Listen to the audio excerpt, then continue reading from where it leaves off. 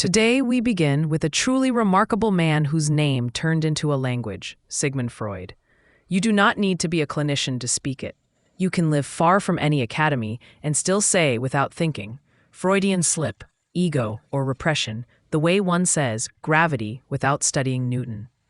That is the reach of the project Freud began, to turn the private weather of the mind into public speech, to map a territory that had been treated as superstition or shame, and to insist that the symptoms that ruin lives often disguise stories that can be told, heard, and with luck, relieved. Freud's scene is late 19th century Vienna, a world of polished salons and rigid manners, where the public mask is everything and the private self often suffocates behind it. He is a physician by training, an observer by temperament, and a skeptic by habit. He had begun his career in research, studying the anatomy of the brain and even experimenting with new chemical remedies. But it was at the bedside that Freud found his true calling. In the hospitals of his day, he sees patients, mostly women, suffering from strange nervous disorders, with names like hysteria or neurasthenia. These diagnoses sound like Latin and feel like shrugs. If a limb went numb or a voice was lost with no obvious organic cause, the patient was often told it was nothing, or that it was just nerves. Victorian medicine had little to offer beyond rest cures or dubious tonics. But Freud refuses the nothing. He stares at the gap between what the body does and what the body should be able to do, and he asks a forbidden question. What if this paralysis is a message? What if symptoms speak? Under the influence of mentors who study hypnosis, Freud tries, at first, to command the symptom to depart. He had visited the famous neurologist Jean-Martin Charcot in Paris and seen hysterical blindness, or paralysis, temporarily relieved under hypnotic trance. Perhaps suggestion could banish the problem. Sometimes it does seem to vanish, but more often the symptom returns, or it migrates to a new form. The failure is instructive. If a hypnotic command silences a symptom and the symptom comes back, perhaps the point is not to silence it, but to let it speak in a different register. Freud, together with an older colleague, Joseph Breuer, begins experimenting with a radical tool, conversation. They invite the patient to talk, to say anything that comes to mind without censorship. Freud calls this technique free association. The healer's task is to follow the threads of apparently random thoughts, to notice where the tongue trips or refuses to go, to gently hold attention on whatever memories arise when no one is forcing them to be orderly. In that permissive space, burdened emotions begin to move. Scenes that had been repressed, pushed out of awareness, re-enter consciousness. A body that had been saying no with numbness begins to say yes with words. One patient famously dubbed this process the talking cure, capturing the essence of Freud's approach. Healing through saying what was once unsayable. This was the birth of Freud's creation, psychoanalysis. He also soon discovered that the therapeutic relationship itself could stir up the very emotions under examination. Patients would sometimes develop intense feelings toward Freud, affection, anger, even childlike dependence, that didn't quite fit the reality of the doctor's office. It was as if they were transferring emotions from an earlier figure in their life onto the person of the analyst. Instead of dismissing this phenomenon, Freud made it central to his technique, calling it transference, and using it as a window into the patient's inner world. By observing and gently interpreting the emotions a patient directed toward him, he could illuminate the hidden patterns of the patient's past relationships and conflicts playing out in real time. Out of hundreds and eventually thousands of hours at the couch, Freud extracted a few essential principles about the human mind. First, the psyche is not a monarch, but a coalition, a kind of parliament of impulses that do not always vote in the same direction. We often experience wishes and fears that directly conflict with one another. Second, the self is largely opaque to itself. We hide things from ourselves without knowing we are doing so. We defend against memories or feelings that threaten our cherished image of who we are. We rationalize, deny, project, and forget, not because we are malicious or weak, but because consciousness is a small raft on a deep sea. Third, language, dream language, symptom language, slips of the tongue and little jokes and nervous tics, betrays the pressure of what we cannot easily say. Freud famously called dreams the royal road to the unconscious, implying that if we learn to read their strange imagery and illogical stories, we can discover hidden truths about ourselves. In short, if you want to reach the truth of a person, you must listen not just to what is said, but how it is said, and also to what is not said at all. In 1900, Freud published a book that would change the understanding of the mind, The Interpretation of Dreams. It was a daring work, opening with the analysis of Freud's own dreams and proposing that a dream is the disguised fulfillment of a repressed wish. Most of his medical colleagues at the time greeted this idea with disbelief or indifference. After all, dreams were regarded as meaningless by science. But Freud insisted that the capricious dramas of our sleeping minds could be decoded.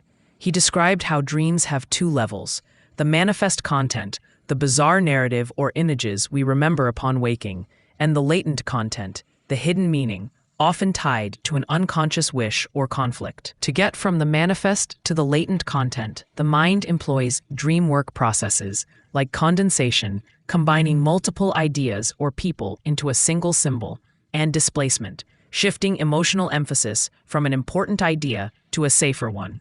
By analyzing these processes and free associating to elements of a dream, Freud believed we can uncover the unconscious material hiding in plain sight. Although The Interpretation of Dreams was not an overnight success, Freud considered it his most significant book, a foundation stone of psychoanalysis. It was his royal road into the unconscious, mapped out for anyone willing to follow. Freud was not content with a method. He wanted a model, something an ordinary person could picture to make sense of the mind's architecture. His first model, suggested in that dream book and other early writings, was topographical. He said the mind is like an iceberg. The small part floating above water is the conscious mind. Just below the surface is the preconscious, thoughts we aren't thinking about at the moment but can easily bring to mind. And deep below lies the vast unconscious, filled with thoughts and desires we do not know we have. This image captured a radical idea. Most of the mind's activity is hidden from us. Years later, Freud offered a second model that became even more famous. In 1923, in a work called The Ego and the Id, he reframed the psyche as a kind of conflicted city-state with three main forces. One he called the id, a seething cauldron of raw desires, seeking pleasure and demanding immediate satisfaction.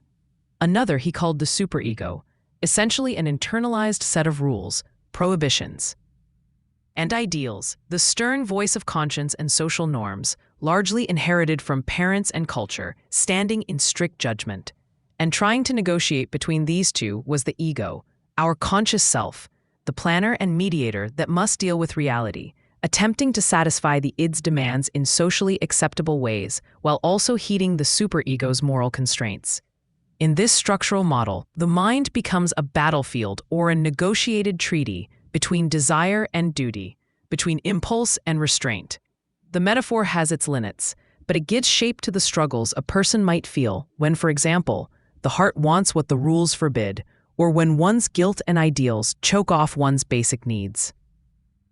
Freud's models and metaphors were attempts to explain what he was observing in his consulting room, observations that by the 1920s had captivated and divided an international audience. And what he observed, above all, was conflict. Conflict between what we want and what we allow ourselves to want, between various parts of our own psyche. This inner conflict, in Freud's view, is the source of much psychological distress. A suddenly paralyzed hand, an inexplicable phobia, often sits at the intersection of opposing forces. The person may not consciously understand why they have the symptom, but if the symptom could speak, it might tell a story of a conflict left unresolved or a feeling that had no other way to express itself. To understand one example of how Freud's ideas can illuminate human behavior, consider the problem of addiction. Freud himself did not write extensively on substance addiction as we think of it today, yet his concepts give us a unique lens on it. To look at addictive behavior in a Freudian light is to notice two things at once: the relief and the repetition. Addictive behavior often begins as a brilliant, if costly, solution. It is like a chemical or behavioral shortcut that quickly dampens anxiety, blunts rage, or fills a hollow loneliness with artificial comfort. In psychoanalytic terms, the substance or habit provides a kind of surrogate regulation. It manages feelings a person has not yet learned to handle, and it symbolically satisfies needs that feel otherwise impossible to voice. In the short term, the drink or the drug or the obsessive behavior works. It brings relief, solace, or numbness. But then the solution becomes a problem of its own. The cost mounts, the relief diminishes. And so the person finds they must do the same thing again and again. Repetition takes over. Freud named this pattern the repetition compulsion, the tendency to reenact an unresolved hurt or conflict over and over, as if trying in vain to master it. The first high or the first escape might have felt like salvation. The second is elusive, and the 100th is a miserable necessity. The mind remembers that initial relief and chases it with a fervor that begins to exclude all other pursuits. Freud's gift to anyone trying to help with such a pattern is not a moral sermon, but a method of reading a person's suffering. If you ask only, "Why does she drink so much?" you might receive a shallow answer, a moralistic story blaming her character, or a medical explanation pointing to her brain chemistry. In other words, one perspective might condemn her weakness of will, while another might declare she has a brain disease. Yet neither approach truly asks what the drinking means to her.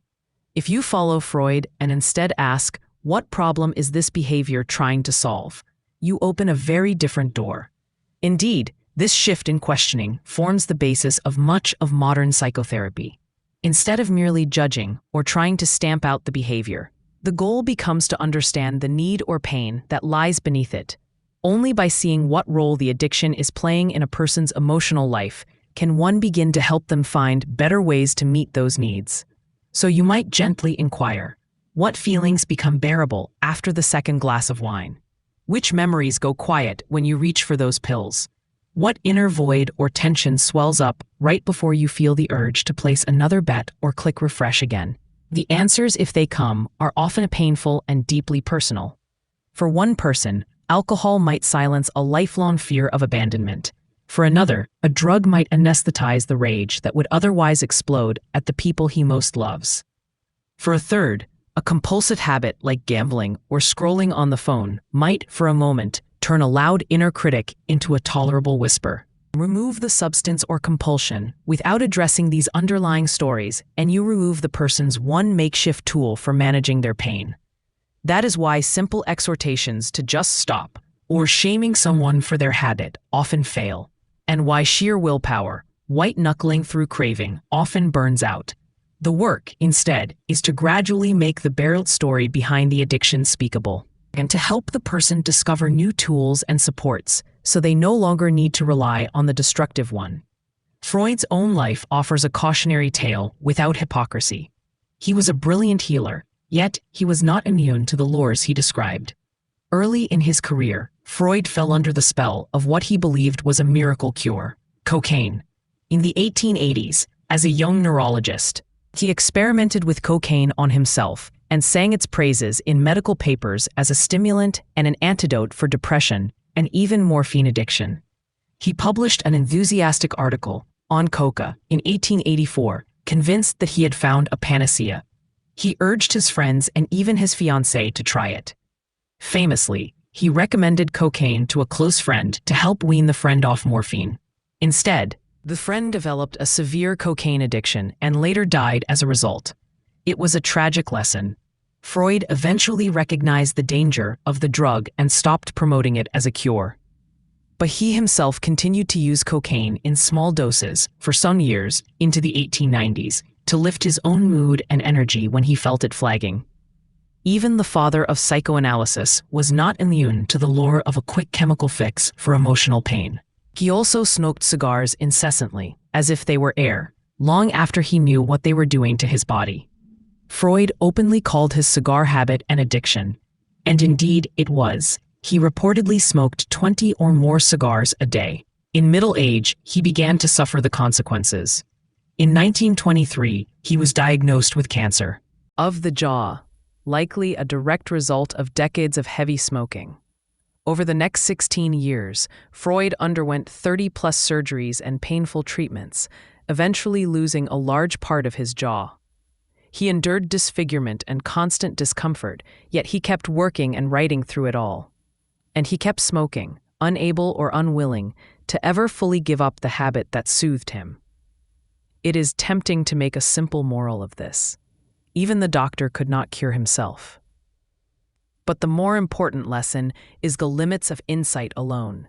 In one of his own letters, Freud wryly remarked that understandings are cure-alls for very few. Knowing why we are the way we are does not automatically free us from our condition. Understanding the engine does not by itself repair the car's brakes. Still, understanding matters. If a patient can link their compulsion to its function, if she can finally say, "When I feel small and helpless, I reach for something that makes me feel powerful.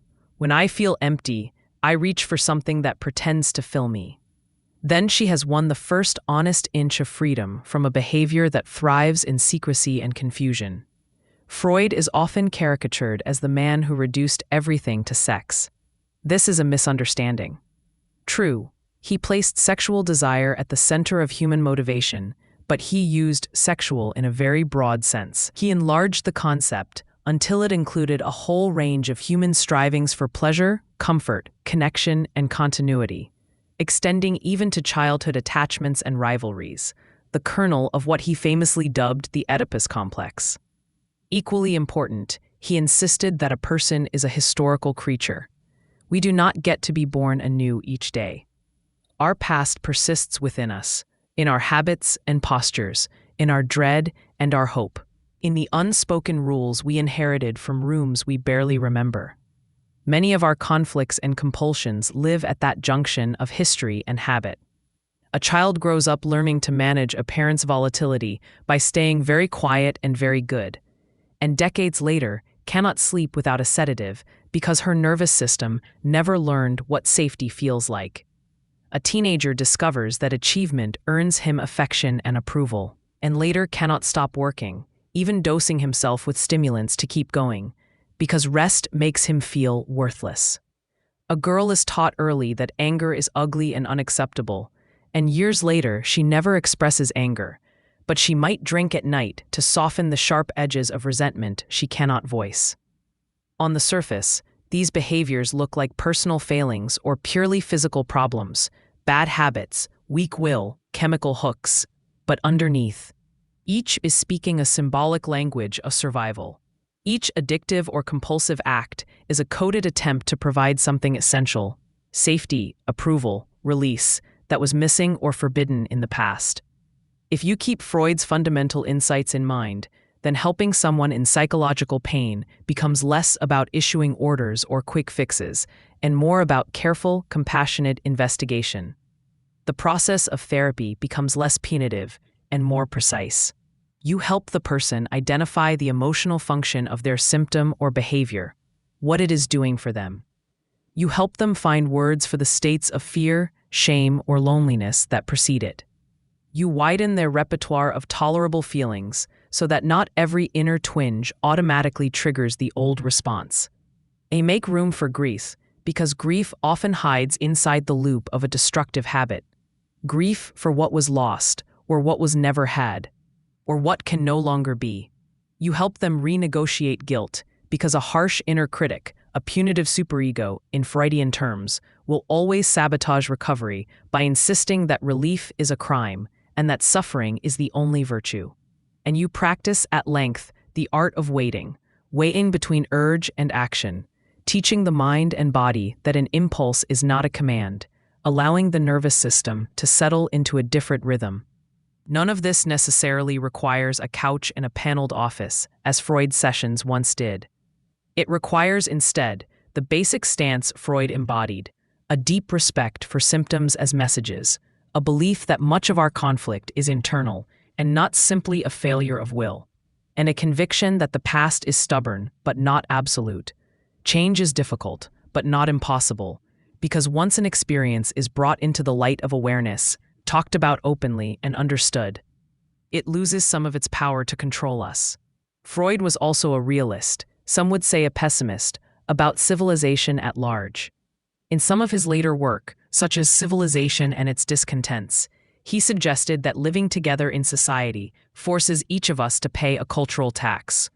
We give up certain immediate pleasures and instinctual freedoms in order to gain the benefits of community and to keep the peace.